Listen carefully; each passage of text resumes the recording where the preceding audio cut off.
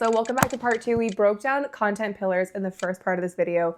Quick recap, content pillars are for businesses. This is where you're focused on trying to sell a product. The point of Instagram is it's a visual platform. So when you go and look at the grid, you want to instantly be able to have all of your questions answered. What do they do? Is this brand legit? Why is it the best? All of that has to be answered in a split second. And that's why the pillars work, is that if the two pillars never go back to back, then you are achieving the proper system. If you want more info on this, I do have a social media masterclass that breaks this down and a physical planner that's coming out soon. But I'm going to keep going because this video is about content buckets. So content buckets are for founders, they're for influencers, they're for creators. They're for anybody that has more of a dynamic range than it just being the end business. And the reason why buckets and pillars are different is because buckets more work around a human. What do you like? What do you do? What makes you unique? Core purpose of a pillar is really the KPI, the key performance indicator.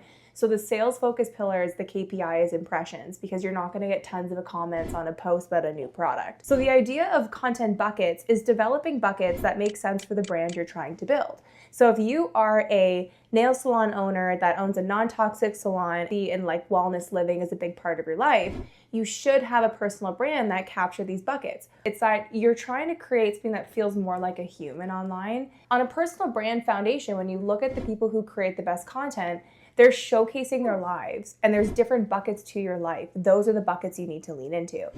So where does strategy come into this? Well, pillars are easier for me to outline because you typically want 2 value-based pillars and 2 sales-based pillars.